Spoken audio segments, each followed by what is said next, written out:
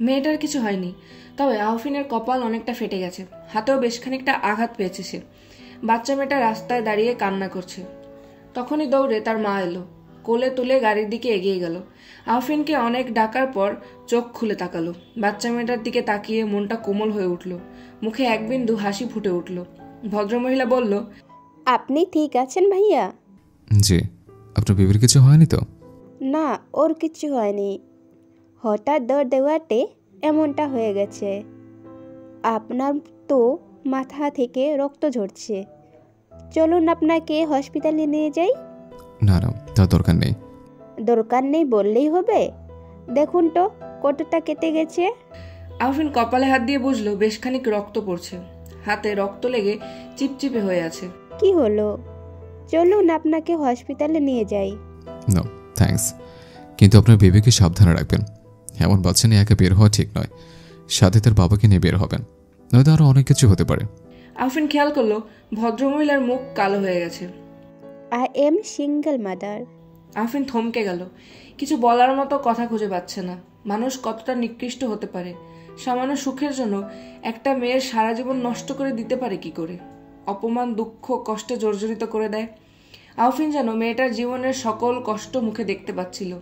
আর কথা না বাড়িয়ে সে তখনই গাড়ি নিয়ে ছুটল। ভদ্রমহিলা বোকার মতো তাকিয়ে রইল। তুবা চিন্তায় ঘুমাতে পারেনি, তবে দুপুরবেলা পর্যন্ত চোখ বন্ধ করে শুয়েছিল। তুষি এসে অনেকবার ডেকে গেছে তুবাকে, তবে সে বড় গলায় না করে দিয়েছে আর আসতে। অন্ধকার রুমে চোখ বুঝে আছে, মাথাটা এত ব্যথা করছে বলার বাইরে। মাইগ্রেনটা আল্লাহ কেন তাকে দিল সে কিছুই বুঝতে পারে না। তার বিপদের তো আর শেষ নেই। ঘাড় থেকে ব্যথাটা মাথায় ধরেছে, মাথার মস্তিষ্কের সব রগ যেন ছিঁড়ে যাচ্ছে, ভেতর থেকে গোলাচ্ছে। তার উপর চিন্তা, মাথার উপর শান্তিতে শুয়ে ঘুমাচ্ছে। আর সহ্য হচ্ছে না তোমার। হঠাৎ করে উঠে গেল, বিছানার পাশ থেকে ফোন নিয়ে আহফিনকে কল দিল, কিন্তু বন্ধ। তোবা ফোনটা রেখে চুলগুলো ঠিক করলো, মাথার উপরে তুলে ফস করে নিঃশ্বাস ছেড়ে দিয়ে বাথরুমে চলে গেল। 1 ঘন্টা শাওয়ারের নিচে বসেছিল তোবা। শূন্যে তাকিয়ে আকাশ পাতাল ভাবতে লাগলো সে। পানি উপর থেকে পড়ে চোখ ঝাপসা করে দিচ্ছে বারবার, তবুও চোখ বন্ধ আর করছে না। লাল টকটকে হয়ে যাচ্ছে ক্রমশ। শরীরের লোম যখন কাটা দিয়ে উঠেছে তখন তুবা উঠে দাঁড়ালো। বাথরুম থেকে এসে তুবা আবার আহফিনকে কল দিল। তখন ফোনটা বন্ধ পেয়ে তুবা ছুঁড়ে ফেলে দিয়ে চুল ঝাড়তে লাগলো। তুষি তখন তাকে ডাকতে ডাকতে রুমে ঢুকলো। আপা, তুই কি এখনো খাবি না? না তুষি, তোর ভাইয়ার এখানে যেতে হবে, ওখানে খেয়ে নিব, চিন্তা করিস না। আপা, মাত্র 3:42 বাজে, সকাল থেকে কিছু খাসনি, অল্প খেয়ে যা। তুয়ার আর তুষিকে এভাবে মানা করতে ভালো লাগছিল না বলে সে তুষির কাছে গিয়ে বসলো, গালে হাত দিয়ে কোমল স্বরে বলল, আমার সোনাটা এত চিন্তা করিস আমায় নিয়ে, আমার পাগলিটা এত চিন্তা করতে হবে না তোকে। আপা, বল। আজ রাতে বাসায় চলে আসবি? তোর বুকে মাথা রেখে ঘুমোতে চাই এই কয়টা রাত। তোমার বুকটা কেঁপে উঠলো তুষির কথা শুনে। তুষি যে ভেতর ভেতর ভয় পাচ্ছে তুবার বুঝতে আর দেরি হলো না। সে তুষিকে নিজের বুকে শক্ত করে চেপে ধরলো, চোখের পানি ছেড়ে দিয়ে বলল, তুষি লক্ষ্মীটা আমার, তুই এত ভয় পাচ্ছিস কেন? কিছু হবে না, কিছু হবে না তোর লক্ষ্মী সোনা আমার, দেখবি সব ভালো মতো হয়ে গেছে, সব ঠিক হয়ে যাবে। তোমার মনটা অশান্ত হয়ে আছে, ভেতরের স্বস্তিটা পাচ্ছে না সে। রিকশায় বসে থেকে বন্ধ ফোনেও 1000টা কল দিয়েছে আহফিনকে। একটা চাপা কষ্ট ভেতরটাকে দুমড়ে মুচড়ে দিচ্ছে। তুবা বাড়ি গিয়ে কলিং বেল চেপে দাঁড়িয়ে আছে। আহফিন তখনও দরজা না খুলে নীরবতা পালন করছে। তুবা এখন দরজা ধাক্কাতে শুরু করলো, কিন্তু ভেতর থেকে দরজা খোলার নাম নেই। তুবা এবার গলা ছেড়ে চিৎকার করা শুরু করেছে, আফিন, আফিন দরজা খুলুন, আফিন প্লিজ দরজা খুলুন, দরজা খুলুন আফিন। এভাবে তুবা ডাকছেই। যখন আর তুবার কান্নার আওয়াজ সে নিতে পারছিল না, আফিন তখন সোফা থেকে উঠে দাঁড়ালো, দরজা খুলে দিয়ে আবার ফিরে গেল সোফার কাছে। পিছন ফিরে দাঁড়িয়ে রইল খাম্বার মতো। তুবা দৌড়ে গেল আহফিনের কাছে। মাথার ব্যান্ডেজ দেখে আটকে উঠল তুবা। ব্যস্ত হয়ে জিজ্ঞেস করতে লাগলো কি হয়েছে, কিন্তু আহফিন স্টিল বডি নিয়ে দাঁড়িয়েই রইল। তুবা কান্না করতে করতে বলল, কি হয়েছে কি আপনার? আমায় নিয়ে কি সমস্যা আপনার? আহফিন এবার সিংহের মতো গর্জে উঠল, সমস্যা আমার না, সমস্যা তোমার। আর তোমার আমার মাঝে সমস্যা হলো রনি। রনির প্রতি তোমার এত মায়া উপচে কেন পড়ছে বুঝতে পারছি না। কি দেখলে রনির মাঝে? বলো তোবা, বলো। আহফিনের এমন ব্যবহারে তুবা একদম ভয় পেয়ে গেল। দুপা পিছন নিয়ে অবাক হয়ে তাকিয়ে রইল আহফিনের দিকে। এবার আহফিন সিংহের মতো থাবা বসালো তুবার 2 বাহুতে। নখ খামচে জিজ্ঞেস করতে লাগলো, বলছো না কেন? রনির প্রতি এত মায়া হলে কি করে?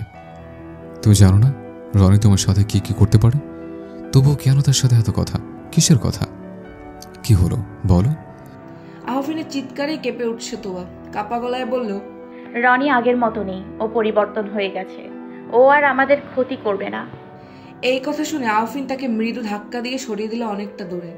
চোখে মুখে তার প্রচন্ড বিরক্তির ছাপ। হঠাৎ সে মিনি টেবিলে প্রচন্ড বেগে লাথি দিয়ে আবার উপরে চলে গেল। তুবা নির্বোধের মতো দাঁড়িয়ে শুধু দেখলো। শরীরটা অসাড় লাগছে, মাথায় এখন কিছুই আসছে না। রক্তহীন দৃষ্টিহীন চোখ নিয়ে তুবা ধপ করে সোফার ধারে ফ্লোরে বসে পড়ল। তাকে একদম নির্জীব দেখাচ্ছে। রান্নাবান্না শেষ করে তুবা যখন উপরে গেল তখন আহফিনের দরজা বন্ধ ছিল। তুবা দরজায় ধাক্কা দিতে দিতে আহফিনকে ডাকতে লাগলো রাতের খাবারের জন্য। খেয়ে নিন, আমাকে আজকে বাসায় চলে যেতে হবে। দরজা খুলে নিচে আসুন।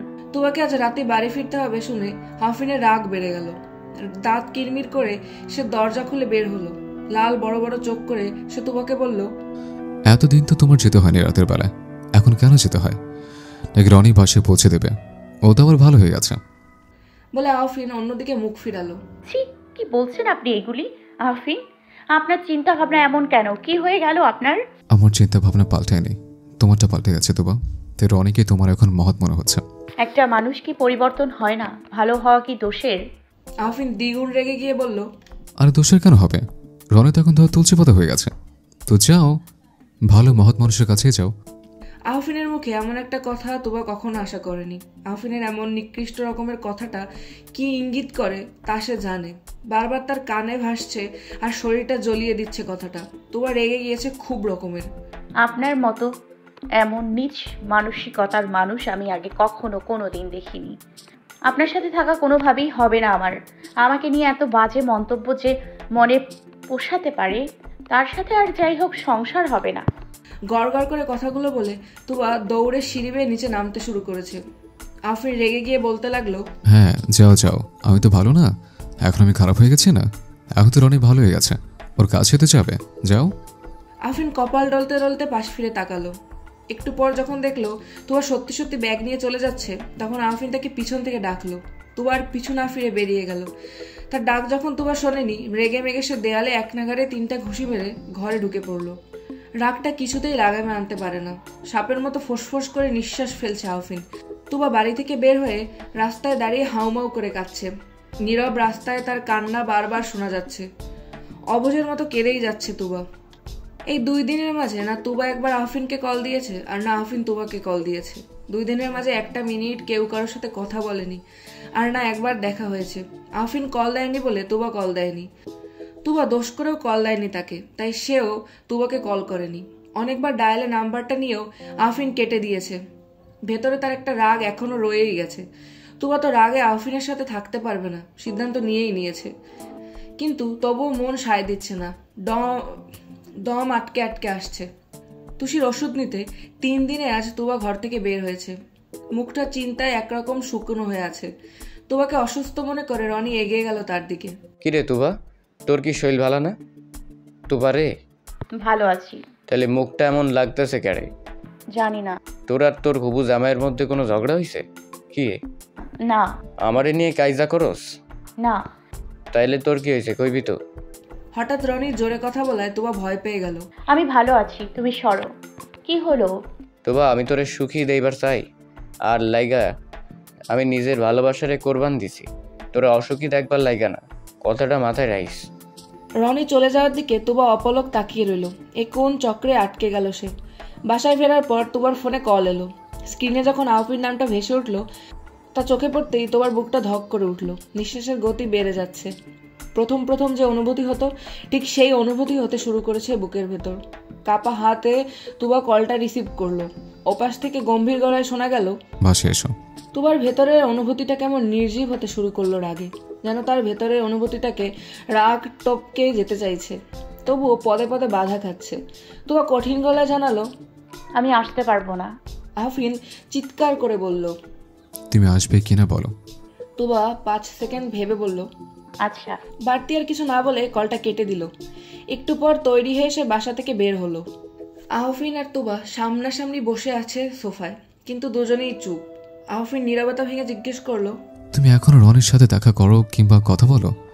কি হলো তোবা? বেশ শান্ত গলায় বলল আহফিন। তুবার ভেতরের রাগটা আহফিনকে সামনাসামনি দেখে কেমন মিলিয়ে গেছে। এই মানুষটা থেকে দূরে থাকা আর কিছুতেই সম্ভব না, যাই লোকটার সংস্পর্শে এলেই বোঝা যায়। তুবা তো না ভেবেই বলে উঠল, না। মিথ্যে কথা, তুমি মিথ্যে বলছো। তুমি আজ একটু আগেই রনির সাথে কথা বলছিলে। রনি চলে যাওয়ার পরও তুমি তার দিকে এক দৃষ্টিতে তাকিয়েছিলে। আমি নিজ চোখে দেখেছি, সেটা তোমার বাসায় যাওয়ার সময়। তুমি কি চাও তোবা? কেন আমার সাথে মিথ্যে বলছো তুমি? উত্তর দাও। গলা ফাটিয়ে আহফিন কথাগুলো বলল। তুবা অপরাধীর মতো মাথা নিচু করে বসে রইল। সে জানে না কেন এটা বলল। সত্যিটা বললেই বা কি হতো। চুপ করে বসে রইল সে। তুবাকে চুপ থাকতে দেখে আহফিন রাগে কাচের টি টেবিলটা উল্টে ফেলে দিয়ে চলে গেল। নিজেকে আর সংযত করতে পারছে না সে।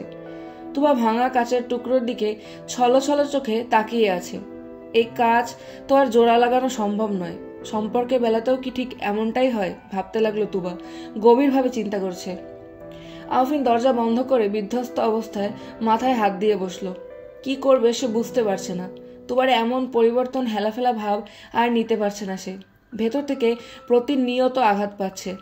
রনির প্রতি তুবার এমন করার কারণটা কিছুতেই মাথায় খেলছে না তার। কি এমন কারণ? কেন তার তুবা এমন হয়ে গেছে সে জানে না। আহফিন আজ ভীষণ অসহায়, ভীষণ। আহফিনের চোখগুলো হঠাৎ ঘোলাটে হয়ে আসলো। দরজায় মৃদু একটা টোকার আওয়াজ হলো। আহফিন কপালের ওপর থেকে হাত সরিয়ে দরজার দিকে তাকালো। চোখ বন্ধ করে কপালে হাত দিয়ে শুয়েছিল সে। হঠাৎ খেয়াল করলো দরজার নিচ দিকে সাদা একটা কাগজ পড়ে আছে। কপাল কুঁচকে আহফিন এগিয়ে গেল দরজার দিকে। কাগজটা কুড়িয়ে হাতে নিয়ে দরজা খুলল। কেউ নেই দরজার উপরে। আহফিন কাগজটা খুলে পড়তে লাগলো। জানি আপনি আমার উপর রেগে আছেন আহফিন, হয়তো আপনার রাগ করাটা স্বাভাবিক, কিন্তু আমি এখন একটা ধাঁধায় পড়ে গেছি। নিজেকে কেমন অপরাধী মনে হয়। সত্যি রনি ভালো হয়ে গেছে। আপনি রাগ করলেও এটা সত্যি, রনি আমাকে ভালোবাসে আর আমি ভালোবাসি আপনাকে। কিন্তু তবুও রনির প্রতি আমার মায়া হয়। সব সময় মনে হয় আমার জন্য রনির জীবনটা এমন হয়ে গেছে। আমি বোধহয় ওর নষ্ট একটা জীবনের জন্য দায়ী। হয়তো ওর জীবনটা স্বাভাবিক সুন্দর হতে পারত। আমাকে ভালোবেসেই হয়তো একটা ছেলে স্বাভাবিক জীবন থেকে দূরে আছে। এই জন্যই হয়তো আমার মায়া হয় তার উপর, অপরাধ বোধ থেকেও হয়তো হয়। কিন্তু বিশ্বাস করুন, রনি ভালো হয়ে গিয়েছে। ও আমার বা আপনার কোনো ক্ষতির কারণ হবে না। বাকি রইল আপনার কথা। আপনি আমার প্রতিটা স্পন্দনে মিশে গেছেন। আপনার ছোঁয়া আমার প্রতিটা লোম কূপে আছে আহফিন। আমার অস্তিত্বটা আমি আপনার মাঝে বিলীন করে দিয়েছি। আপনাকে ছাড়া নিঃশ্বাস নেওয়াও আমার জন্য কষ্টকর। আমি আপনাকে হারাতে চাই না, তাই আনমনে মিথ্যেটা বলেছিলাম। আপনি আমায় দোষী ভাবলে ভুল করবেন, কিন্তু এটাও সত্যি, আপনি আপনার কথার দ্বারা আমার নরম মনকে আঘাতে ক্ষতবিক্ষত করে দিয়েছেন আহফিন। লেখাটা শেষ করে আহফিন দীর্ঘ একটা নিঃশ্বাস ফেলে দিল। সে নিজে অনুধাবন করছে সে তুবার সাথে খারাপ ব্যবহার করেছে। ওভাবে কথাগুলো বলা ঠিক হয়নি হয়তো। আহফিন কাগজটা রেখে রুম থেকে বের হলো। ঠিকই ধরেছে, তুবা ছাদের এক কোনায় আকাশের দিকে মুখ করে দাঁড়িয়ে আছে। আহফিন পেছন থেকে তাকে জড়িয়ে ধরলো। লম্বা চুলে মুখ গুজে দিয়েছে মনমরা হয়ে। তখনই বৃষ্টির কণার মতো টুপ করে পানি গাল বেয়ে পড়লো তুবার। দমটা কেন যেন বন্ধ হয়ে আসতে চাইছে। আহফিন তাকে নিজের দিকে ফিরিয়ে চোখের পানিটা মুছে দিল। এক হাতে কান ধরে বিড়বিড় করে সরি বলতেই তুবা একরাশ কেঁদে জড়িয়ে ধরলো আহফিনকে। তুবার আড়ালে আহফিন চোখের দুইটি ফোঁটা আড়াল করে নিল রাতের আধারে। তোবা, আমার দিকে তাকো। তোমায় ভালোবাসি আমি তোবা। কোনো সময় তোমার খারাপ আমি চাইনি, চাইবো না। কিন্তু আমি এটা চাই জানো, তুমি রনির সাথে আর কোনো কথা না বলো। আমি চাই না রনির কাছাকাছি তুমি থাকো। তোমার কিন্তু উচিত আমার কথা শোনার। হতে পারে সে ভালো হয়ে গিয়েছে, মানলাম ও আমার আর তোমার ক্ষতি করবে না। কিন্তু তুমি ওর সাথে কথা বললে, দেখা করলে ওর প্রতি তোমার পরোক্ষ মায়া জন্ম যাবে। তোমার সবসময় মনে হবে তোমার কারণেই ওর এমন অবস্থা, যেটা তোমার এখন হচ্ছে। এটা দিন দিন বাড়তে থাকবে। ফলশ্রুতিতে কি হবে? আমাদের মাঝে ফাটল ধরতে শুরু করবে। সামান্য কয়দিনে কি হচ্ছে দেখতে পাচ্ছ না তুমি? এটা আরো বড় রূপ ধারণ করে কি হবে একটু ভাবো তো। তুবা নির্বাক হয়ে আছে। আহফিনের কথাটাতে যথেষ্ট যুক্তি রয়েছে। চুপচাপ সে ভাবছে কথাগুলো। তুবা, বুঝতে পারছো আমার কথাগুলো? কেন আমি তোমার সাথে রাগ করেছি? তুবা মাথা নাড়ালো। আমাকে কথা দাও, তুমি আর রনির সাথে কথা বলবে না। কি হলো তুবা? তুমি আর রনির সাথে কোনো কথা বলবে না বা দেখা করবে না, কথা দাও। তুবা একটু ভেবে আহফিনকে বলল সে আর রনির সাথে কথা বলবে না, ওর থেকে দূরেই থাকবে। আহফিন তুবাকে তার খারাপ ব্যবহারের জন্য সরি বলে আবার জড়িয়ে ধরলো তাকে। তুবা এই কয়েকদিনে না রনিকে নিয়ে তেমন ভেবেছে আর না তাকে সামনে পেয়েছে। সে এখন তুষিকে নিয়ে চিন্তায় আছে। বেশি দিন বাকি নেই অপারেশন করানোর। আহফিনকে জানিয়ে দিয়েছে তুষির অপারেশনের পরই তাদের বিয়ে হবে। আহফিন এতে অমত করেনি, সে এতেও রাজি। তুবা বাজার করতে যাওয়ার সময় রনির সাথে দেখা। তুবা তোর সাথে আমার একটু কথা আছিল, তুবা একটু সময় দিবি? আমি এখন ব্যস্ত, তুমি যাও। তুবা তোরে কিছু জানানোর আসিল, একটু শোন, অনুরোধ। তুবা তুবা কি করবে বুঝতে পারছে না। রনি কি বলতে চায় মন শুনতে চাইছে। আবার আহফিনকে দেওয়ার কথাগুলোও মনে পড়ছে। পাথরের মতো দাঁড়িয়ে আছে তুবা রাস্তার এক কিনারে।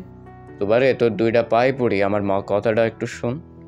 তুবা চলে যেতে পা বাড়িয়েছিল, তবে রনির এই কথা শুনে স্তব্ধ হয়ে গেল। সে না পা বাড়াতে পারছে আর না কিছু বলতে পারছে। শুনবি তুবা, আমার না একটা অনুরোধ আছে তোর কাছে, আল্লাহর দোহাই লাগে এটা রাখিস। কি অনুরোধ? আমি কথাটা শেষ করার আগে তুবার ফোনটা বেজে উঠল। আহফিন কল করেছে। তুমি কি বাসায় আছো তুবা? কেন? আমি তোমার বাসায় আসছি 5 মিনিটের মাঝে, তাই জিজ্ঞেস করলাম। আচ্ছা। তুবা তাড়াতাড়ি করে ফোনটা কেটে দিয়ে ওখান থেকে চলে গেল। রনির জন্য বুকটা কেঁদে উঠলেও কিছু করার নেই। আহফিনের বিশ্বাস সে ভাঙতে পারবে না, তবুও হৃদয়টা কষ্ট পাচ্ছে। এভাবে বলার পরও একটা মানুষের একটা অনুরোধের কথা শুনতেও সে পারেনি। একটা মানুষকে কষ্ট দিয়ে কাঁদিয়ে কিভাবে আরেকটা মানুষ ভালো সুখী থাকতে পারে। রনির চোখ দিয়ে অনবরত পানি পড়ছে। শেষ ইচ্ছাটার কথা শোনার মতো তুবার কাছে সময় নেই। আমার লাইগা তোর সময় ক্যারে থাকবো তুবা, আমি তোর কেউ না। আমি বেককলের মতো তোর কাছে আশা করছিলাম। তুবা তো আরেকজনের, তুবা আমার না। রনি রাস্তায় বসে হাউমাউ করে কান্না করছে। একটা কুকুর জিভ বের করে পলকহীন তাকিয়ে আছে। হয়তো সে বুঝতে পারছে না কেন এভাবে কান্না করার কারণ। কি জীবন, দুনিয়া কত অদ্ভুত। তুষি কি বলবে তা শোনার জন্য আহফিন, তুবা আর শিরিন বেগম বসে আছে মাঝঘরে। আহফিন আসতেই তুষি বলছিল, ভাইয়া আপনি এসেছেন, ভালোই হয়েছে। না আসলেও আপাকে বলতাম আপনাকে নিয়ে আসতে, আমার কিছু বলার ছিল আপনাদের। কিরে তুষি, কি বলবি? বলছিস না কেন? আপা, আমি চাই আমার অপারেশনের আগে তোমার আর ভাইয়ার বিয়েটা হয়ে যাক। কোনোভাবেই না, আমি আগেই বলেছি এই বিষয় নিয়ে আর কিছু বলতে চাই না। এছাড়া তোর কিছু বলার থাকলে বল। আমার এই ইচ্ছাটা পূরণ করবে না আপু? এটা সম্ভব নয়। আর কিছু তোর বলার বা চাওয়ার থাকলে বলতে পারিস, আমি পূর্ণ করব। দুই বোনের মাঝে আহফিন কোনো কথাই বলল না, আর শিরিন বেগম নীরবে কেঁদে চলেছেন। কারণ তিনি জানেন তুষি ভেতর থেকে কতটা ভয় পাচ্ছে। তার মনে হচ্ছে সে আর চোখ খুলতে পারবে না অপারেশন করার পর। আল্লাহ আমার কপালে কি রেখেছে আমি জানি না আপা, আর এটাও জানি না আমি বেঁচে থাকতে পারবো কি না। তুষি, তুবার ধমকে তুষি তেমন পাত্তা না দিয়ে বলল, তাই আমি চাই তোমার আর ভাইয়াকে একসাথে সুখে দেখতে, এটাই আমার শেষ ইচ্ছে। তুষি কি যা তা বলা হচ্ছে, মুখে কি তোর কিছুই আটকায় না? তুই একদম সুস্থ হয়ে যাবি দেখিস। আর তোকে তো আমি বলছি আমার বিয়েতে তোকে নাচতে হবে, নিজের পায়ে হেঁটে তুই আমার স্বামীর বাড়ি যাবি। এখন এসব কথা উঠছে কেন? এতক্ষণ আহফিন নীরব থাকলেও এবার সে বলে উঠল, দেখো তুষি, আমি কিন্তু তোমার বোনের সাথে একমত। আমিও চাই অপারেশনের পরে সবাই মিলে হইচই করে বিয়েটা হবে। দেখো, তুমি একটু বোঝার চেষ্টা করো, আর অপারেশনও তো বেশি দিন বাকি নেই। আমি আবার বিয়ে না দেখে অপারেশন করব না। তুষি নিজেই হুইল চেয়ার টেনে টেনে চলে গেল ওখান থেকে। আহফিন আর তোবা বুঝতে পারছে না কি করবে, তুষির কথা রাখবে নাকি তাদের। দেখো তোবা, তুমি হয়তো ভাববে আমি নিজেরটা দেখছি কি, কিন্তু না, এখন কিন্তু আমাদের তুষিকে সময় দেওয়া দরকার। ও কি বলে, কি চায় তাতে গুরুত্ব দেওয়ার, বাকিটা তুমি ভাবো। আমাকে রাতে জানিও ফোন করে। আর আজ রাতে যেতে হবে না, তুষির সাথেই থাকো। আসছি আমি। সাবধানে যাবেন। রাতে তুবা আহফিনকে কল করে জানিয়ে দিয়েছে এই শুক্রবার যেন বিয়েটা হয়ে যায়। আহফিন তেমন কিছু বলেনি, কারণ তার মাঝে চিন্তা ঘুরপাক খাচ্ছে। আজ লুবনার সাথে দেখা করেছিল আহফিন, বাধ্য হয়েছে করতে। লুবনা এখন কান্নাকাটি করছে তাকে একটা সুযোগ দেওয়ার জন্য। সে আবার ফিরে আসতে চায় তার জীবনে। আহফিন যখন জানালো সে একজনকে ভালোবাসে, তাকে বিয়ে করতে চলেছে, তখন লুবনা পাগলের মতো চিল্লাচিল্লি করতে থাকে রাস্তায়। তাই আফরিন আর কিছু না বলে চলে আসে সেখান থেকে। আসার সময় তুবাকে রনির সাথে দেখে আফরিন রেগে গেলেও শান্ত থাকার চেষ্টা করেছে। তাই তুবাকে তখন কল করেছিল, যদিও তার তুবার বাসাতেই যাওয়ার কথা ছিল। যখন তুবা কল রেখে রনির সাথে আর কথা না বলে চলে যায়, তাই আফরিন আর কিছু বলতে চায়নি তাকে।